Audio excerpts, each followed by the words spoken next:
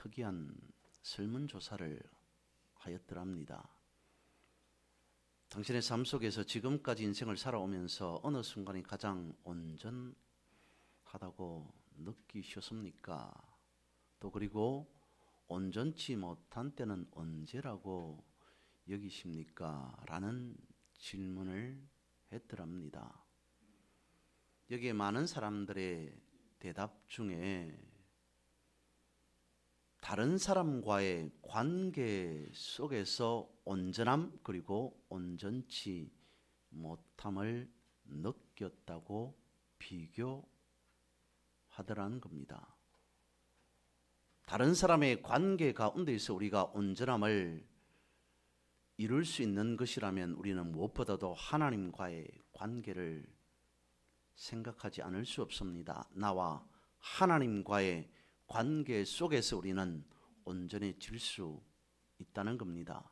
나 한 사람, 나를 스스로 바라볼 때는 온전함을 상상할 수 없습니다. 그러나 나와 하나님과의 관계를 돌아보면 비로소 온전이란 말을 사용할 수 있지 않을까 싶습니다. 오늘 본문 속에서 중요한 것은 무엇이겠습니까? 사도 바울이 자신의 육체의 가시로 인해 하나님 앞에 기도했다라고 하는 거겠습니까? 그 기도를 3번씩 했다라고 하는 그겠습니까? 아닙니다. 바울 자신과 그리스도의 관계 속에서 온전함을 오늘 본문은 가르쳐 주고 있습니다. 설명해 주고 있습니다.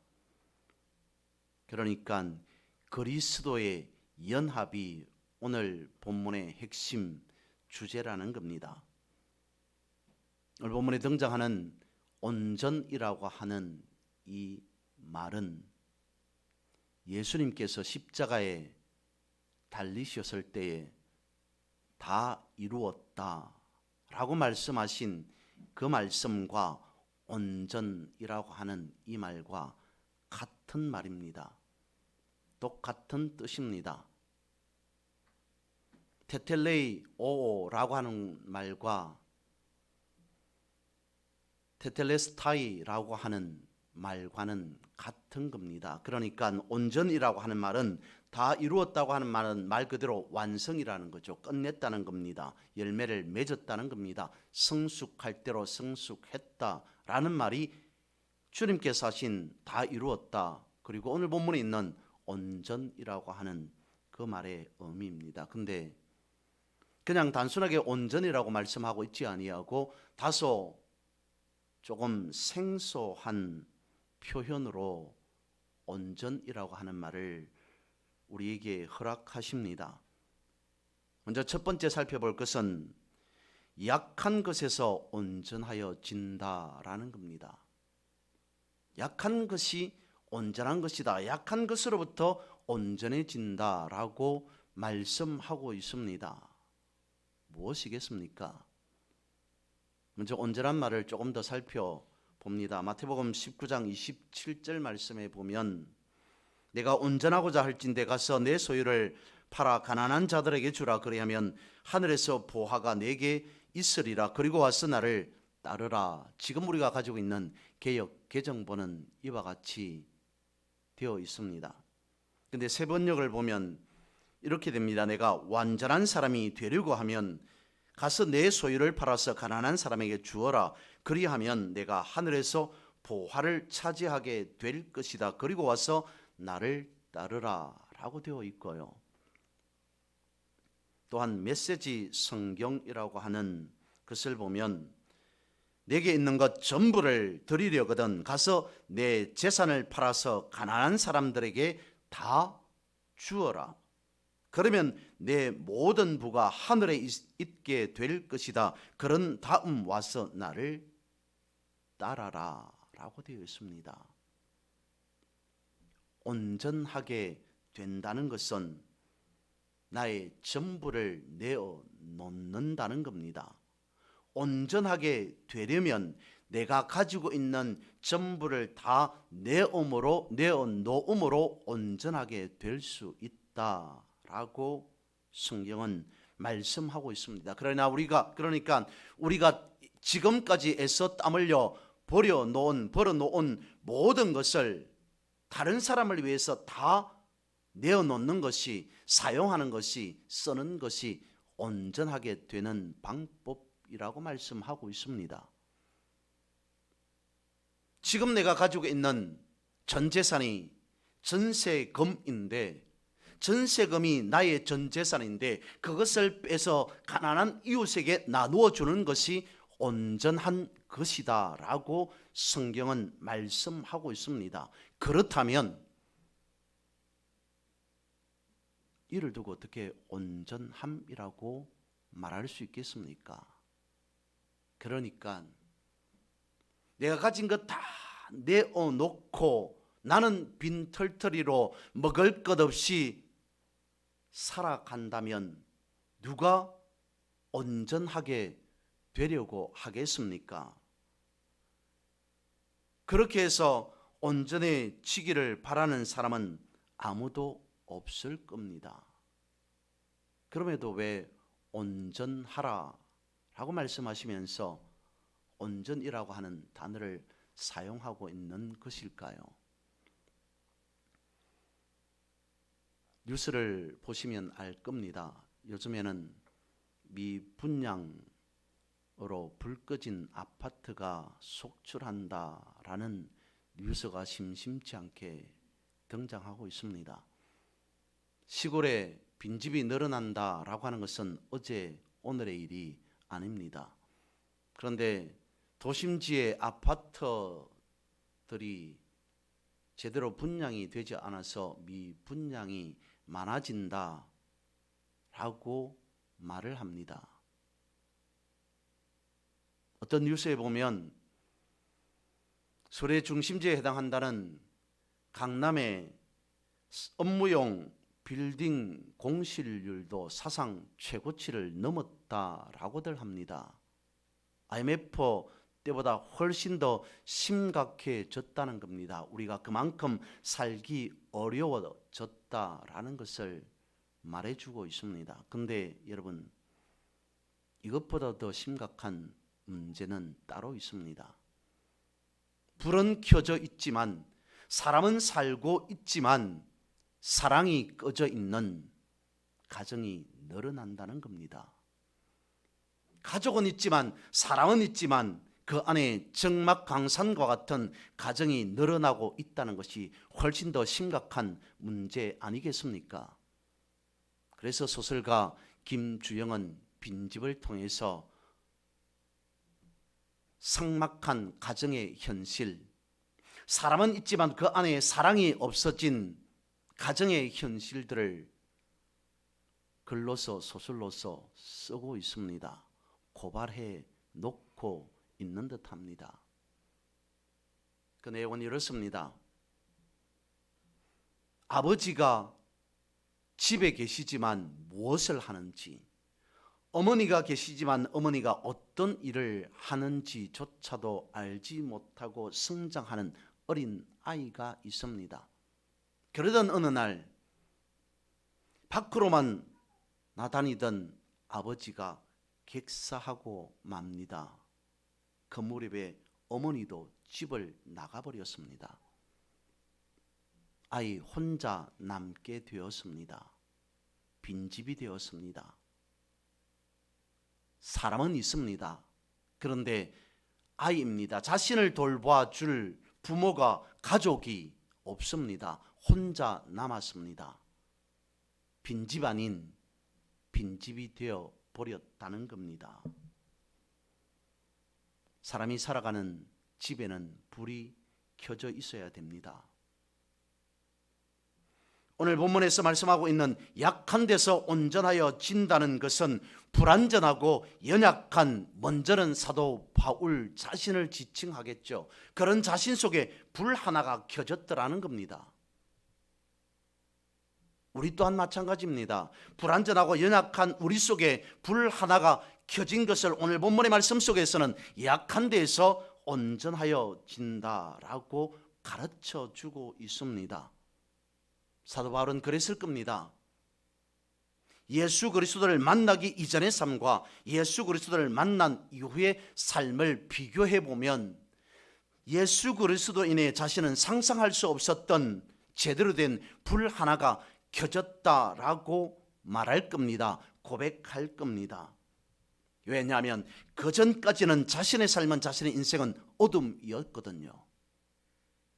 어떤 빛도 없던 깜깜한 어둠 가운데 있어 그리스도로 밝아졌습니다. 눈을 뜨게 되었습니다. 잠에서 깨듯이 생각이 깨어나게 되었습니다. 보이지 않던 것이 보이게 되었습니다. 볼 수 없었던 것을 볼 수 있게 되었습니다. 그래서 오늘 사도 바울은 먼저 자신을 향하여서 말하고 있습니다. 내가 그리스도로 온전하게 되었다. 여기서 비로소 사도 바울은 온전이라는 말을 사용하고 있더라는 겁니다. 예수님께서 유달리 사랑했던 한 제자가 있습니다. 그는 예수님께서 신문 받던 그때도 예수님 가까이 있었습니다. 예수님께서 십자가에 달려 돌아가시는 그 무렵에도 다른 제자들은, 다른 사람들은 다 뿔뿔이 흩어졌을지라도 그는 십자가 가장 가까운 곳에 있었습니다. 심지어 예수님께서 그런 그를 바라보고 예수님의 어머니인 마리아를 부탁하기까지 합니다. 그가 바로 사도 요한입니다. 요한은 에베소에서 박해를 받던 중에 끓는 기름 가마에 던져지게 되었습니다. 그런데 기름 가마조차도 그를 해하지 못했다는 설이 있습니다. 그리고 반모섬으로 유배당하게 됩니다. 그곳에서 앞으로 일어날 일과 그리고 천국에 대한 비밀을 기록하는 계시록을 쓰게 되었습니다. 요한의 인생에도 불 하나가 들어온 셈이죠. 그를 죽음으로 내몰아도 굽히지 않게 되었던 불은 어떤 불이겠습니까? 바울에게도 요한에게도 켜진 불은 바로 다름 아닌 내가 그리스도로 온전케 되었다라고 하는 믿음의 불이었습니다. 테텔레스타이, 다 이루었음을 믿는 믿음의 불이 사도 바울에게, 그리고 사도 요한에게, 또한 믿음의 선진에게 켜졌다는 겁니다. 사도 요한과 사도 바울과 같은 초대 교회는 주님이 하신 이 말씀을 실천해 나가는 삶이었습니다. 그러니까 주님이 다 이루어 놓으신 것을 하나씩 하나씩 확인하며 살아가는 믿음으로 지혜로운 삶이었다는 것입니다. 그것이 온전한 삶 아니겠습니까? 그러면 앞서 말씀을 드렸던 마태복음 19장 21절에서 말씀하고 있는 우리가 가지고 있는 내가 가진 전부를 다 드려라 라고 하는 그 전부는 물질적인 재산이 아닌 영적 자산임을 다시 한번 우리는 확인할 수 있습니다. 주님으로부터 받은 부유함이 있습니다. 주님으로부터 받은 상속 재산이 있습니다. 주님으로부터 받은 것이니 다른 사람을 위해 그것을 다 사용한다는 것은 너무도 당연한 것 아니겠습니까? 서아프리카 국경 지역에 작은 마을 하나가 있습니다. 이 마을은 전체로 다 예수님을 믿는 믿음의 마을이었답니다. 마을이 작다 보니까 교회도 작게 지은 것 같습니다. 토담으로 흙집으로 작은 교회 하나를 지었습니다. 그런데 교회가 작다 보니까 사람들이 개별적으로 개인 기도로 따로 별도로 기도를 하고 싶은데 개인 기도할 수 있는 방이 없어서 불편했습니다. 그래서 숲속 한 가운데에 별도로 개인 기도실을 따로 만들었습니다. 그리고는 많은 사람들이 거기로 출입합니다. 숲속에 지은 집이기 때문에 따로 길이 없었습니다. 얼마나 많은 사람들이 기도실로 오고 갔으면 없던 길이 생겨납니다. 오솔길이 생겼습니다. 그러다가 사람들이 기도하러 다니지 않게 되었습니다. 언제 그랬냐는 듯이 오솔길이 나 있던 그곳에는 잡초가 무성하게 됩니다. 그 모습을 바라보고 그 지역 마을 사람들은 유행어와 같은 말을 하기 시작합니다. 무엇인가 근심하고 걱정에 사로잡혀 있는 사람을 보면 당신의 마음속에 형제여 자매여 당신의 마음속에 잡초가 무성하게 자랐군요 라고 하더랍니다. 우리의 마음이 그렇지 않느냐는 거죠. 주님으로부터 길 하나가 우리의 인생 앞에 놓여져 있습니다. 말씀으로 닦은 길입니다. 기도로 닦은 길입니다. 찬송으로 닦은 길입니다. 예배로 나 있는 오솔길입니다. 그런데 어느덧 그것이 귀찮아졌습니다. 무거워졌습니다. 아니 습관처럼 되어져 버렸습니다. 언제 그랬냐는 듯이 우리의 믿음의 인생길에 잡초가 무성해져 버리는 것은 아니겠습니까? 우리는 원래 연약한 자라는 거죠. 약한 데서 온전해진다는 것은 나는 원래 연약한 자였습니다. 그런데 주님께서 나에게 믿음의 길을 허락해 주셨습니다. 그 길을 우리는 관리해야만 하는 것이죠. 자칫 소홀하게 되면 언제 그랬냐는 듯이 잡초만 무성할 수밖에 없다는 겁니다. 그래서 본문은 말씀하고 있습니다. 약한 데서 온전하여진다. 두 번째로 살펴볼 말씀은 이겁니다. 약한 것을 자랑하라 라는 말입니다. 약한 것을 자랑한다는 것은 무엇이겠습니까? 복음의 정수 약함이라고 하는 책에 이런 말을 합니다. 하나님께서는 지금도 우리의 연약함을 사용하시기를 기뻐하신다라고 말하고 있습니다. 예수 그리스도께서 십자가에서 보여주신 것이 바로 다름 아닌 약함입니다. 그런데 연약함을 통해 가장 강한 것이 무엇인가를 또한 보여준 것이 바로 다름 아닌 십자가입니다. 여기서 예수 그리스도께서 약해지셨다, 십자가에서 약해지셨다는 것은 죽음이라는 단어를 떠올릴 수 있겠고요. 예수 그리스도께서 십자가에서 강해지셨다라고 하는 것은 부활의 의미 아니겠습니까? 약함을 약점이라고 한번 생각해 봅니다. 살아가는 모든 사람에게는 다 약점이 있을 수밖에 없습니다. 약점이 없는 사람은 없습니다. 육체적으로, 정신적으로, 감정적으로, 심지어 영적으로까지 약점은 분명히 있습니다. 그런데 이 약점을 우리는 제대로 통제할 수 없습니다. 그러니까 약점이겠죠. 중요한 것은 이 약점을 우리가 어떻게 반응하느냐에 달려 있습니다. 내가 가진 약점을 부인하고 핑계대고 숨기려고 한다는 것은 제대로 된 것이 아니라는 겁니다. 사울을 바라보십시오. 자신에게 약점이 있습니다.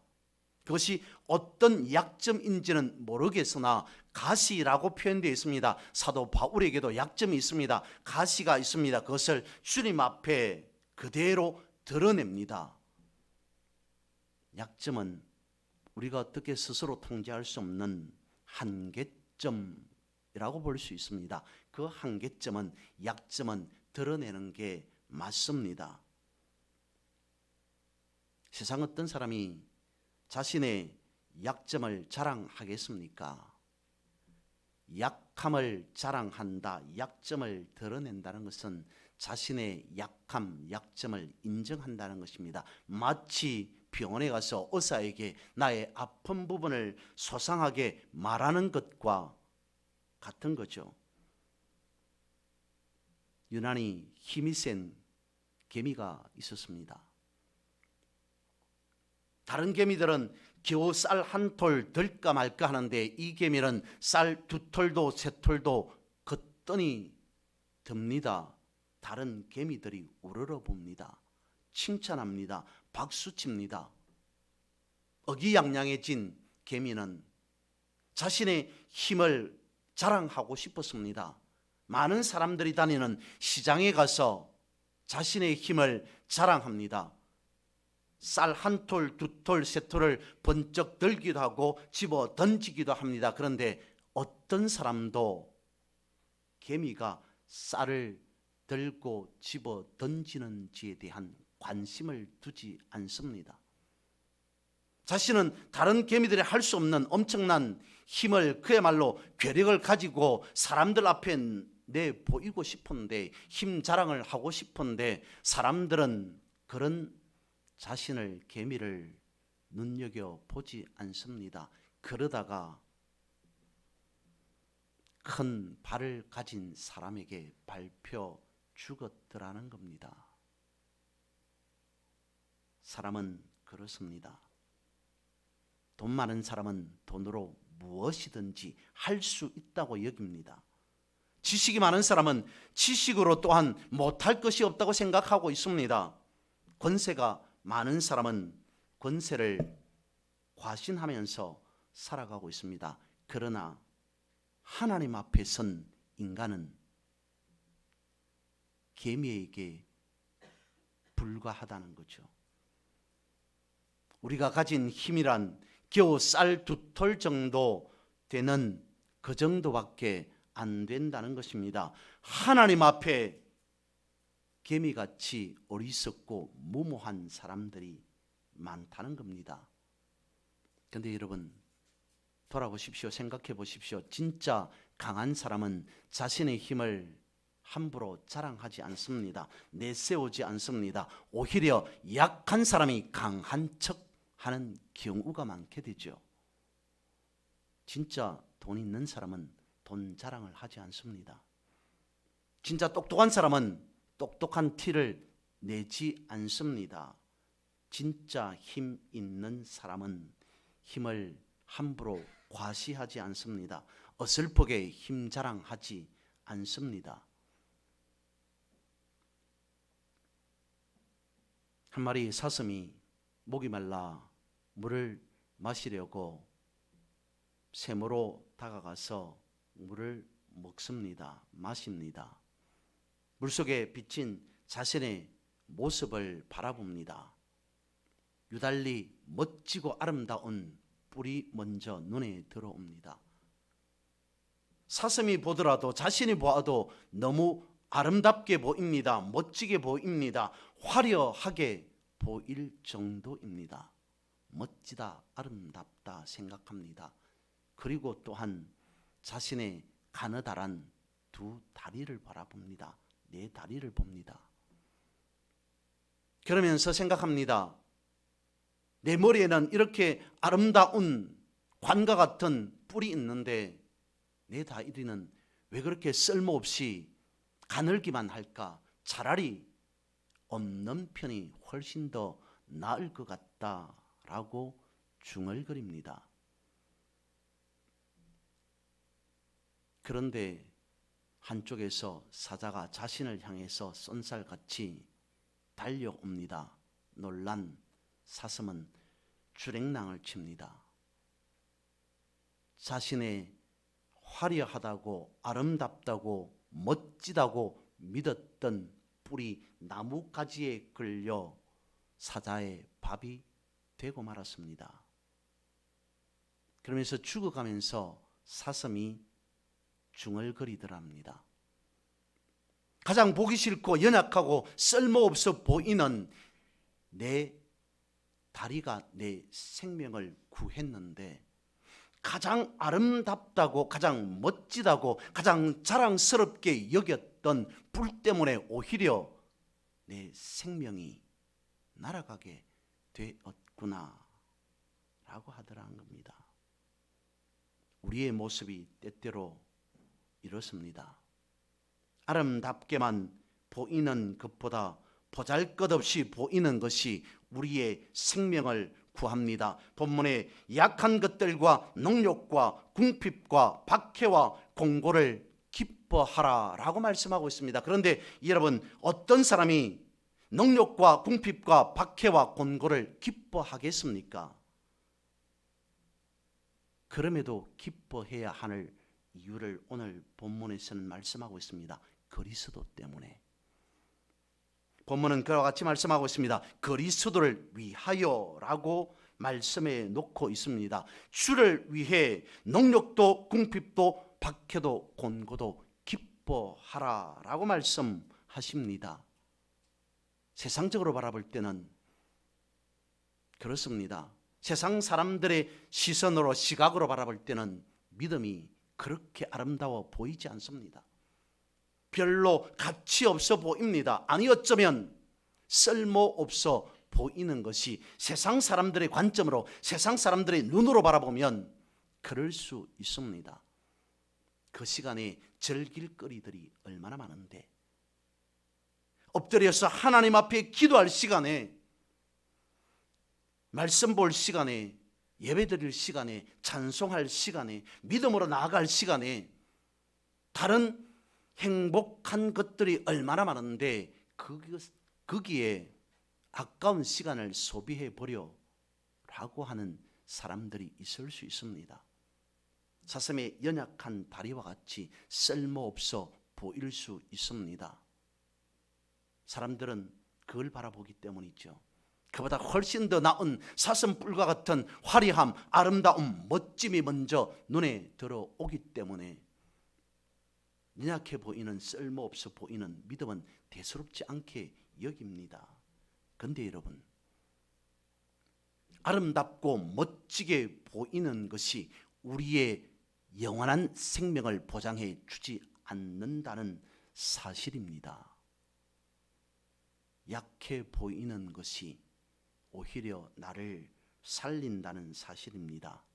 그래서 오늘 성경은 본문의 말씀에 주고 있습니다. 그리스도 안에 있는 나 자신을 자랑하라. 그러므로 강해질 수 있다라고 말씀하고 있습니다. 그리스도를 알게 되었고 그리스도를 믿게 되었다라고 하는 자부심, 그걸 자랑하라라고 말씀하고 있는 것이죠. 축복 흘려 보내기라는 말이 있습니다. 세상 이치와 같은 거죠. 세상에 그 어떤 것도 고여 있으면 변질되기 마련입니다. 썩게 되기 마련입니다. 고여 있는 것이 제대로 온전해지는 것은 없습니다. 축복도 마찬가지입니다. 축복이 내 안에만, 나에게만 갇혀 있다면 그것이 온전해질 수 없습니다. 그러므로 흘려 보내야만 합니다. 축복이 내 안에 갇혀 있다면 변질될 수 있습니다. 썩어질 수 있습니다. 그래서 흘려 보내야 합니다. 오늘 본문에서는 사도 바울이 그와 같이 말해주고 있습니다.